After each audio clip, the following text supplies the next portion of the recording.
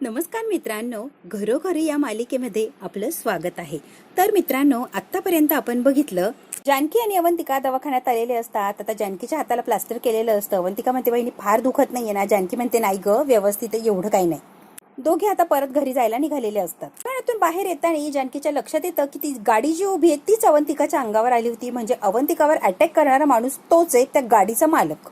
आता जानकी विचार करायला लागलेली असते। अवंतिका म्हणते बहिणी मला फार भूक लागली आणि तुम्ही कसला विचार करताय? जानकी म्हणते नाही ग, कुठे काय विचार करतेय मी? वहिनी मला खूप भूक लागली आणि मला काहीतरी खायचंय। ओके ओके ओके, मला माहिती आहे तुला भूक लागली, इथे जवळच एक ज्यूस मिळतो, तेवढा जाऊन आणती का? बरं असू दे, तू नको आणू, मी जाऊन आणते। वहिनी नका, मी जाते, तुमच्या हाताला लागलंय मला माहिती की, नका जाऊ तुम्ही, मी जाते। काही नाही, इकडे तुझा नंबर लावलाय, नंबर मिस झाला की 2 तासातून थांबायला लागणार, त्यापेक्षा असू दे मी ज्यूस घेऊन येते, तू थांब। आता मात्र अवंतिका माघारी परत दवाखान्यात गेलेली असते आणि जानकी म्हणते मी ज्यूस घेऊन येते, तोपर्यंत तुझा नंबर येतच असेल। म्हणून अवंतिका आता दवाखान्यात गेलेली असते आणि जानकी बरोबर त्या गाडीच्या जवळ गेलेली असते। काही तपास लागतो की काय ते बघायला, कोण आहे काय किंवा गाडी कोणाची एवढं तर कळेल। आता ऐश्वर्याने एवढं मोठं पीठ आणलेलं असतं आणि चपात्या करण्याची प्रॅक्टिस करत असते। परफेक्ट अशा चपात्या करायच्या असतात तिला। आता तिची चपात्याची प्रॅक्टिस चाललेली असते, तेवढ्यात काय सारंग आलेला असतो आणि सारंग बघतो ही सगळी धडपड ऐश्वर्याची। तोंडाला हात लावून हसायला लागलेला असतो हा सारंग येतो आणि हसतच म्हणतो अहो ऐश्वर्या पटकन डोळ्यातलं पाणी पुसते, इथे का चपाती करताय तुम्ही? काय नाही, असंच टाइमपास म्हणून। ऐश्वर्या काय झालंय सांगा बरं मला? सारंग आता मागेच लागलेलं असतो। मला कोण काही बोललं नाही आणि कोण कशाला बोलायला लागलंय, पण मला पोळ्या करता येत नाही आणि त्यात गोल पोळ्या करता येत नाही, म्हणून माझी मी प्रॅक्टिस करते। ऐश्वर्या रडत असते, कुठे डोळे पुसत असते आणि हे सगळं सारंगशी बोलत असते। सारंगला कळते की ही रडतीये, हिला वाईट वाटले, काहीतरी नक्कीच घडलंय। गोल पोळी यायला पाहिजे आणि त्यासाठी मी काहीही करायला तयार आहे, अगदी दिवसभर मी प्रॅक्टिस करणार आहे सारंग, पण गोल पोळी मला आलीच पाहिजे। सारंग म्हणतो ऐश्वर्या एवढंच ना, फक्त गोल पोळी तयार व्हायला पाहिजे ना? हो सारंग आता डब्याचं झाकण घेतो, त्या लाटलेल्या चपातीवर ठेवतो आणि त्याने असं गोल असं कापून घेतो। ऐश्वर्याला इतका आनंद होतो की गोल चपाती झाली आहे फायनली, इतकं तिच्या चेहऱ्यावर आनंद आलेला असतो। झाली की नाही एका मिनिटात, खूप आनंद झालेला असतो। नंतर म्हणते खरं सांगू का, हे चीट केल्यासारखं होणार ना, माझे काही एफर्ट दिसणार नाही। मी चपाती लाटली कसं तरी आणि ती गोल कापली, मी स्वतः गोल लाटायला पाहिजे। ऐश्वर्या एवढं पटकन जमणार नाहीये, करता करता तुम्हाला येणार आहे, एकदम काहीच जमणार नाहीये। एफर्ट दिसणार नाही पण हुशारी दिसणार ना, ही युक्ती वापरून गोल पोळी जमते की नाही आणि काय महत्वाचं आहे, गोल पोळी ताटात गेली पाहिजे, बरोबर ना? मग एवढं तर आहे ना, मग अजून कशाला काही टेन्शन घेताय ऐश्वर्या? जमली ना पोळी, विचार करू नका। आता ऐश्वर्याच्या मागे लागलेला असतो की काय झालंय मला नक्की सांगा, आणि जोपर्यंत तुम्ही मला खरं सांगत नाही तोपर्यंत मी काय शांत बसणार नाहीये। ऐश्वर्या मला सांगा नेमकी काय झालंय, तुम्ही काय एवढ्या चिडचिड करताय किंवा काय एवढा प्रयत्न चाललाय तुमचा? ऐश्वर्या आता बसवलेलं असतं आणि निवांत असं विचारतो की काय झालंय मला सांगा, मी नवरा आहे ना तुमचा आणि मायापासून काही लपवायचं नाही। ऐश्वर्या काय झालंय नक्की सांगा बरं। ऐश्वर्या सांगा ना काहीतरी, तुम्ही मला सांगणार नाही तर मग कोणाला सांगणार? तुमच्या बाबतीत काही घडलंय का? ऐश्वर्या मी काहीतरी विचारतोय तुम्हाला, काय घडलंय सांगा ना। आता ऐश्वर्या रडत असते आणि हळू आवाजात म्हणते घडलंय, पण माझ्या बाबतीत नाही, अवंतिकाच्या बाबतीत। काय घडलंय? मी आणि जानकीने तिला वाचवलं नाही तर आज भयान असं काहीतरी झालं असतं। सारंग म्हणतो काय? हो।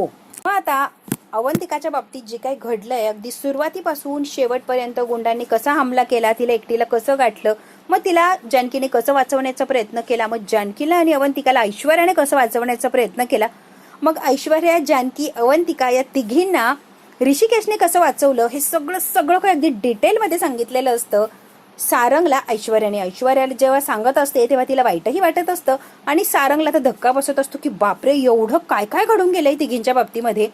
आणि नंतर घरी आल्यावर ऐश्वर्या सांगते की जानकी जेव्हा स्वयंपाकाला लागली तिला चपातीच लाटता येत नव्हती, तिच्या हातामध्ये अशी चमक भरायची। मग तिला मी आराम करायला लावला आणि मग तिच्या चपात्या मी बनवायला गेली, तर चपात्या सगळ्या जळाल्या आणि खराब आल्या वाकड्या तिकड्या। ऐश्वर्याला सुमित्रा खूप बोललेली असते, चायना, इटली, जपान असे सगळ्यांच्या ताटामध्ये वेगवेगळे देश आहे, हा कुठला देश आहे, कोणाला ओळखता येतं का आणि किती जळालेला देश आहे। ऐश्वर्याला खूप टोचून बोललेली असते ही सुमित्रा आणि मग ऐश्वर्याला खूप वाईट वाटतं, त्यासाठीच ती परफेक्ट चपाती करण्याचा प्रयत्न करत असते। हे सगळं काही अगदी व्यवस्थित डिटेलमध्ये तिने सारंगला सांगितलेलं असतं। सारंग जेव्हा काय ऐश्वर्याच्या बाबतीत जे घडलंय ते ऐकतो, खूप त्याला वाईट वाटलेलं असतं की ती कदाचित नाही करते चांगली चपाती, पण तिला प्रोत्साहन दिलं असतं तर तिने प्रयत्न केला असता। ती आता प्रयत्न करतीये ना, मग तिला जरा प्रोत्साहन द्यायला काहीच हरकत नाही असं सारंगला वाटतं। म्हणतो अवंतिका बहिणी कशी आहे, बरी ना ती? हो त्या बऱ्या आहेत। आणि जानकी बहिणीला फार लागलंय का ग? नाही फार नाही लागलंय, पण तरी पण अवंतिकाने तिला जबरदस्तीने दवाखान्यात नेले। सारंग तुम्ही अजिबात काळजी करू नका, आता सगळेच बरे आहोत। आता मात्र सारंग ऐश्वर्याच्या हातावर हात ठेवतो आणि ऐश्वर्याला विचारतो, ऐश्वर्या फार विचार करायची गरज नाहीये, तुमचा पडलेला चेहरा मला बघवत नाही आणि अगदी नॉर्मल व्हावर, एवढा विचार करण्यासारखं काहीच नाहीये, सगळं नॉर्मल होणार आहे, हळूहळू सगळंच तुम्हाला काही जमायला लागेल. अवंतिका आता इकडे वाट बघत असते की अजून जानकी का नाही आली. जानकी ज्यूस आणायला गेली आणि इतका वेळ का लागतोय ज्यूस आणण्यासाठी. अवंतिका म्हणते आता पुढचा नंबर माझा आणि वहिनी का आल्या नाही. अवंतिकाला टेन्शन आलेलं असतं आणि अवंतिका आता जानकीची वाट बघत असते. शेवटी आता जानकीला कंटाळून ती फोन लावते, वहिनी कुठे राहिलाय तुम्ही. अगं हो हो हो ज्यूस घेतेय मी, आलेच, लवकर या बहिणी, आणि ज्यूसचं असू ते तुम्ही आधी या, मला आतमध्ये जायचंय. आता तिकडनं जानकी म्हटलेली असते की हो मी लगेच येते. आता फोन ठेवलेला असतो तेवढ्यात काही एक सिस्टर येते आणि सिस्टरने पाणी आणि काही गोळ्या आणलेले असतात.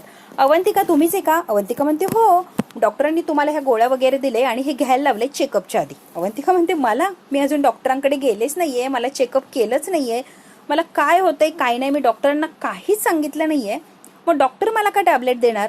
आणि न विचारता न बघता असं टॅबलेट ते देऊ शकत नाही आणि मी सुद्धा खाऊ शकत नाहीये, त्यामुळे मी खाणार नाहीये. अहो कसं आहे ना, डॉक्टरांना आधीच अंदाज आलेला असतो, त्यामुळे डॉक्टर कधी कधी आधीच खायला लावतात. मुलगी म्हणते देतात काही काही पेशंटला आधीच टॅबलेट देतात आणि मग तपासतात, जरा व्यवस्थित जातं तपासणं ना म्हणून. ती म्हणते असं कसं, हे शक्यच नाहीये.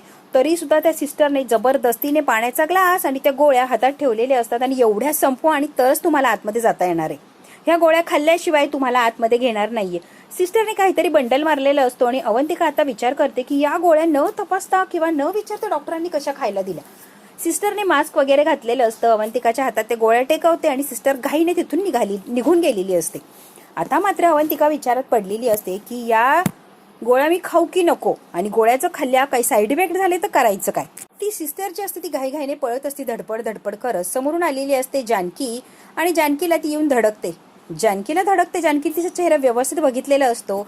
जानकीचा जेव्हा ती चेहरा बघते तेव्हा घाबरते आणि पटकन तिथून डायरेक्ट पळूनच गेलेली असते. जानकी तिला काही बोलेल म्हणेल तोपर्यंत तिथून ती फरार झालेली असते. आता अवंतिका ते गोळ्या खायला लागलेली असते, जरा विचार करते दिलाय म्हटल्यावर खायला लागतील. अवंतिका ती गोळी खाणार तेवढ्यात काय जानकीने अवंतिकाला बघितलेलं असतं आणि अवंतिका आणि जानकी आता एकदम समोरासमोर असतात. जानकीने पटकन तिचा हात पकडलेला असतो. अवंतिका ह्या गोळ्या कोणत्या खातीये तू.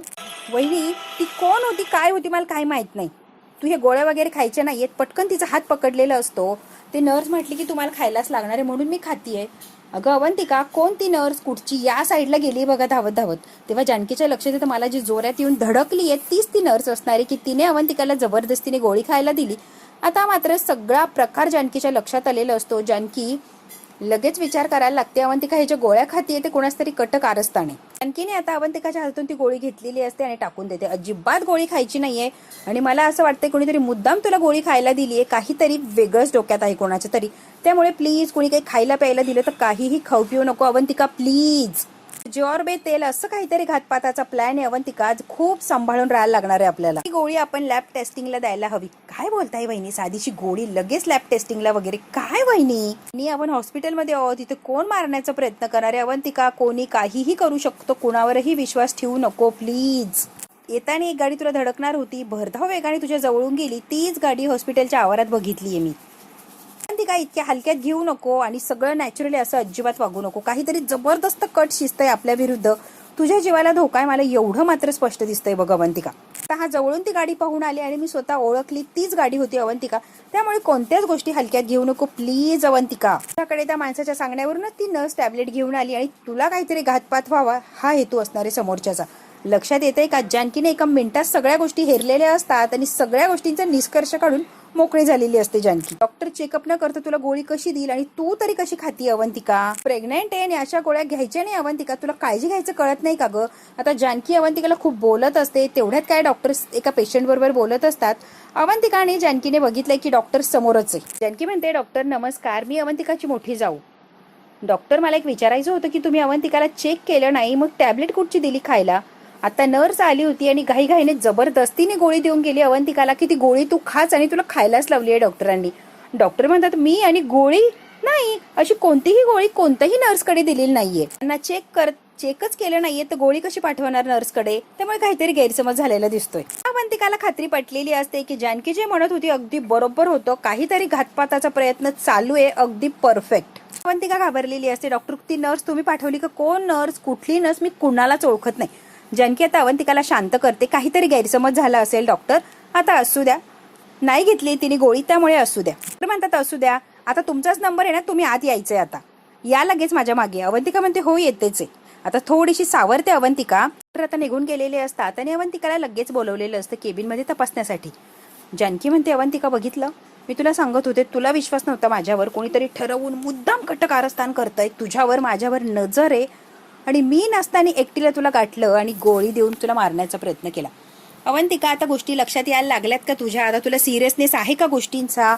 आता मात्र अवंतिका घाबरलेली असते. तर काय करू आणि काय नाही अवंतिकाला सुचत नसतं. अगदी घाबरून गेलेली असते अवंतिका. अशी कुठं अवंतिकाला रिअलाइज झालेलं असतं, वहिनी तुम्ही अगदी बरोबर आणि बरोबरच बोलत होता.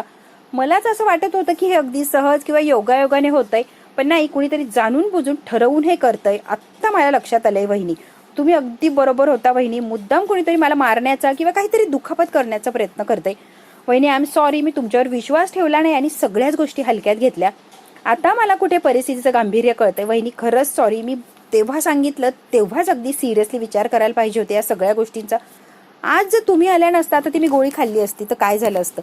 अवंतिका आता फालतू विचार करू नको. गोळी खाल्ली नाहीयेस ना, मग रिलॅक्स, एवढं टेन्शन घेऊ नको. आता चल, डॉक्टरांनी बोलवलंय, आता आपण आतमध्ये जाऊया. आणखी म्हणते अवंतिका सगळ्यात महत्वाचं, मी तुझ्या सोबत आहे आणि तुला काहीच होऊ देणार नाही, माझा हा शब्द आहे.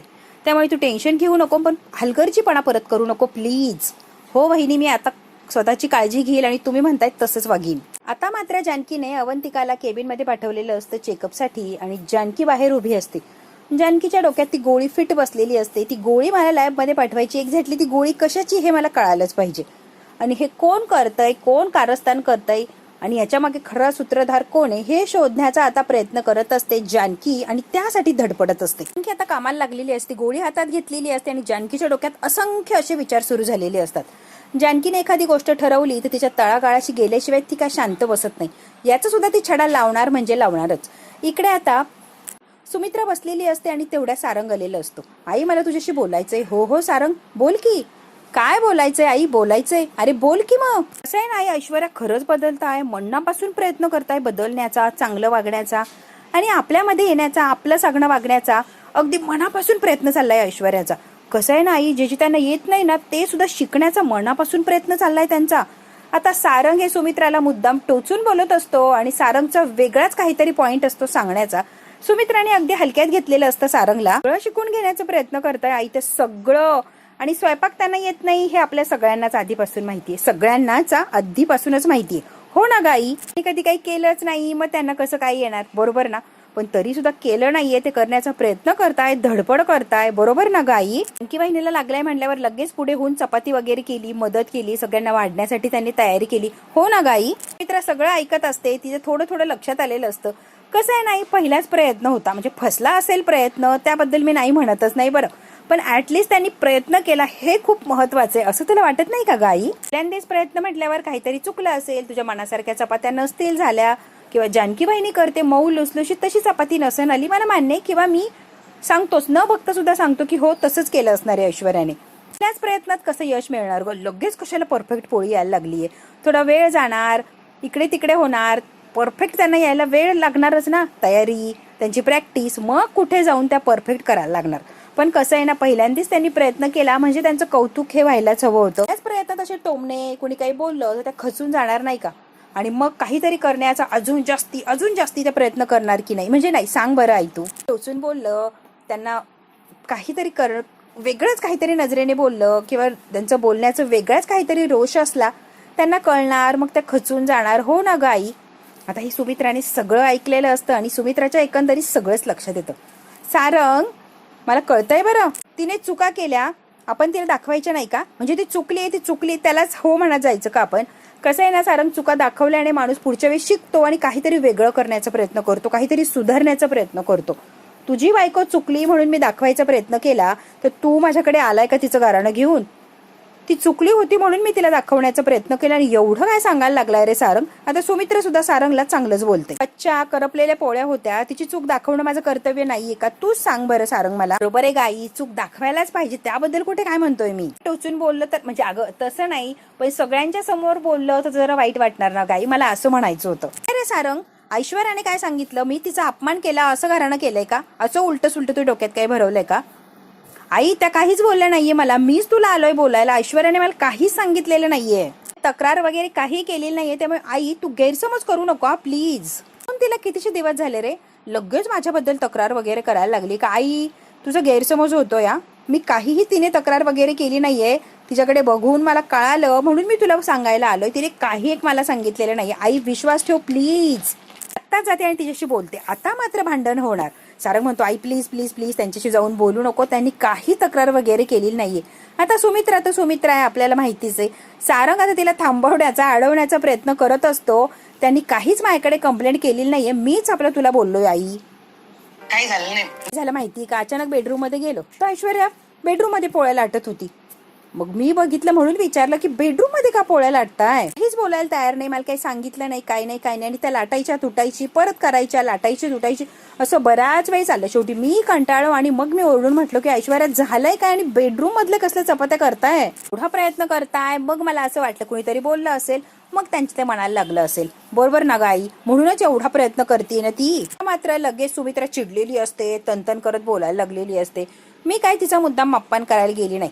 तिचं चुकलं होतं म्हणून सांगायला गेली, ती सुधरावी म्हणून मी तिला काहीतरी सांगायला गेली. कच्च्या करपलेल्या पोळ्या आल्या तेव्हा तिला मी डायरेक्ट सांगितलं. मलाही बघायचं होतं तिची चूक दाखवल्यावर ती माझी कशी वागते, कशी बोलते, त्यावरून ती सुधारली की नाही की नुसती नाटकं करते हे मला कळालं असतं, म्हणून मुद्दाम तिला टोचून बोलले सारंग मी. बरोबर आहे, पण सारखी सारखी त्यांची परीक्षा घेतली तर खचून जाणार ना. आपण हळूहळू सगळं काही बदलण्याचा सुधारण्याचा प्रयत्न करू. एकदम जर त्यांना सगळंच परीक्षा द्यायला लागला तर खचून जाणार ना त्या. तूच सांग बरं, मग उत्साह कसा राहणार काहीतरी नवीन शिकण्याचा. बरोबर आहे का आई. असू म्हणून चूक दाखवण्यापेक्षा आई बनवून त्यांना शिकवण्याचा प्रयत्न कर ना. तू त्यांना शिकव, बरोबर त्या शिकतील आणि पटकन शिकतील. तू आई बनून एकदा प्रयत्न कर, त्या बरोबर शिकतील, आनंदाने शिकतील. उलट आता सुमित्राची चूक सुमित्राच्या लक्षात आलेली असते आणि सुमित्रा आता शांत बसलेली असते. सारंगने खूप चांगल्या प्रकारे सुमित्राला समजावून सांगितलेलं असतं, भांडण न करता, वादविवाद न करता. खूप विचार करते, मग सारंगला हसून म्हणते ठीक आहे सारंग, इथून पुढे मी तसंच वागण्याचा प्रयत्न करेल. हो आई. आणि आता कुठे सारंगला रिलॅक्स फील होतं की परत ऐश्वर्याला घरात कोणी रोकटोक करणार नाही. तर या किचनमध्ये काहीतरी करत असते, तेवढ्यात काय आता अवंतिका आणि जानकी आलेली असते. ऐश्वर्या म्हणते अरे वा आलात तुम्ही. ऐश्वर्या दोघींसाठी सुद्धा पाणी आणते की बघ बरं अजून दुखलं असं तुझं, बरं केली डॉक्टरांकडे गेली, बघ बँडेज वगैरे केले, तुला आराम मिळणार आहे. ऐश्वर्या म्हणते हे बघ मला जेवढी तयारी जमली तेवढी केली, भाज्या वगैरे चिरल्या, पीठ वगैरे मी मळून ठेवलं, पोळ्या मला जमत नाही एवढं, शेवटचे 2 गोळे ठेव, मी पोळ्या बनवणार, जशा जमतील तशा जमतील, मी प्रॅक्टिस करणार. ऐश्वर्या इतकी धडपड करत असते. आता ह्या दोघींना वाईट वाटतं की ही बिचारी ऐश्वर्या किती धडपड करतीये. ज्या चिरून ठेवल्या स्टेप बाय स्टेप सांग कसं काय करायचं, मी बरोबर तसं करेल, तुम्ही फक्त मला सांगत जा, मी सगळं तसं काही शिकण्याचा प्रयत्न करेल. कोशिंबिरीची सुद्धा तयारी केली, सगळं चॉप वगैरे केलंय, कशी करायची ते सांगा, तुम्ही सांगितल्यावर मी तशी बनवेल. ऐश्वर्या इतकी चांगली वागत असते, इतकी चांगली आणि सगळ्यांची काळजी घेत असते, सगळ्यांना काय हवं नको खूप चांगली वागण्याचे प्रयत्न करत असते ऐश्वर्या. आता मात्र जानकी आणि अवंतिका वेगळ्याच विचारामध्ये हरवलेले असतात. जीव घेणं हमला झालेला असतो ही साधी सुधी गोष्ट नसते. लक्षात येतं की अवंतिका माझ्याकडे बघते पण जानकी आल्यापासून कुठेतरी हरवली आहे. जानकी काही बोलत नाहीये, माझ्याकडे लक्ष देत नाहीये. आता ऐश्वर्याच्या लक्षात येतं काहीतरी घडलंय, म्हणूनच जानकीची अशी अवस्था झाली आहे. ऐश्वर्या पुन्हा अवंतिकावर कोणीतरी हल्ला करण्याचा प्रयत्न केला, तिचा जीव घेण्याचा प्रयत्न केला. तिला आता जीव घेण्याचा प्रयत्न केला तिथपर्यंत ठीक आहे, पण जीवे मारण्यासाठी डायरेक्ट तिला टॅबलेट देण्याचा सुद्धा जबरदस्तीने प्रयत्न केला. ऐश्वर्या म्हणते काय हे. हो एकदा नाही 2दा तिचा जीव घेण्याचा प्रयत्न केला. आता मात्र हे ऐकून ऐश्वर्याला जब्बर असा धक्का बसलेला असतो. खूप हायपर झालेली असते ऐश्वर्या. खूप अशी कोण होतं काय होतं पकडलं का नाही, पोलिसांकडे का दिलं नाही, खूप हायपर झालेली असते. अवंतिका म्हणते ऐश्वर्या एवढी हायपर होऊ नको प्लीज, शांत हो, आपण पोलीस कंप्लेंट करायला हवी आहे सगळ्यात मस्ट. ऐश्वर्या म्हणते हो हो पोलीस कंप्लेंट तर करूच या, पण अवंतिका शांत कशी होऊ ग, टेन्शन तर येणारच ना, एवढं सगळं घडून गेल्यावर टेन्शन चिडचिड होणारच ना, बरोबर आहे की नाही. आणि तुझ्या बाबतीत असं घडतंय म्हटल्यावर हे मला सहन होणार नाही. सगळं जर माया करत असेल ना तर मायाला धडा शिकवायलाच हवा, या तिला कोणीतरी थांबवायला हवंच आहे. की म्हणते ऐश्वर्या सगळं करायचंय आपल्याला, पण योग्य वेळ येऊ दे, आपण सगळंच करूया आणि प्रत्येकाला धडा शिकवायचाच आहे. ऐश्वर्या म्हणते हो पण वेळ जायच्या आधी आपल्याला सगळं करायला लागणार आहे. जानकी म्हणते हो अजिबात काळजी करू नका. लगेच इथून जानकी विचार करतच निघून गेलेली असते. ऐश्वर्याला आणि अवंतिकाला फार टेन्शन आलेलं असतं की आता करायचं काय. ऐश्वर्या म्हणते अवंतिका ज्यूस वगैरे देऊ का तुला, काही नकोय मला काही, तू ठीक आहेस ना. अवंतिका म्हणते हो माझं जरा कोशिंबिरीचं काम राहिलंय तेवढं पूर्ण करते. ऐश्वर्या म्हणते तू इथे बस, मी तोपर्यंत तेवढं करते. सौमित्राचा फोन आलेला असतो अवंतिकाला. तिला फार बरं वाटतं की सौमित्राने फोन लावला. ठीक आहेस ना ग. आता अवंतिकाला टेन्शन आलेलं असतं की याला काय सांगू, इतक्या लांबून याला जर सांगितलं की मी ठीक नाहीयेस तर हा घाबरेल आणि पॅनिक होऊन इकडे घाईघाईने येण्याचा प्रयत्न करेल. ठीक आहे रे मला काय होणार आहे, सगळं व्यवस्थित आहे सोमी, डोंट वरी.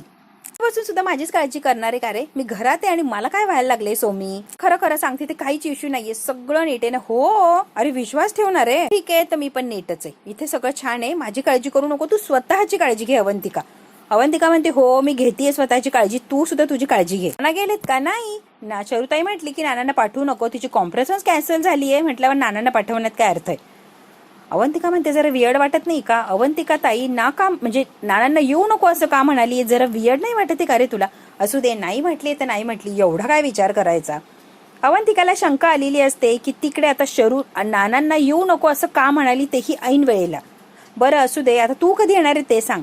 नानांचं एका मित्राला भेटायचंय, तर उद्या भेट घडून देतो आणि मग उद्या संध्याकाळपर्यंत येतो, तोपर्यंत स्वतःची काळजी घे. अवंतिका म्हणते हो मी स्वतःची काळजी घेतेय, तू सुद्धा नानांची आणि तुझी काळजी घे आणि व्यवस्थित ये सोमी. हो माझी काळजी करू, आता फोन बंद ठेव आणि स्वतःची काळजी घे. आता अवंतिका किचन मध्ये आलेली असते आणि ऐश्वर्याला म्हणते दे इकडे, मी करते काही काम करायचं असेल तर. ऐश्वर्या म्हणते नाही होतं चाललंय ग. म्हटले ना करते, दे इकडे, तू खूप केलंय, दमली असशील ऐश्वर्या. सौमित्राने माझ्यापासून लांब राहायला लावलंय ना तुला अवंतिका. अवंतिकाच्या चेहऱ्यावर लगेच टेन्शन आलेलं असतं आणि तिला फार असं वाईट वाटतं की ही सगळीकडे हिचं लक्ष असतं आणि सौमित्र सारखा सांगतो ना की लांब राहा लांब राहा, म्हणूनच हिला असं विचित्र वाटतंय.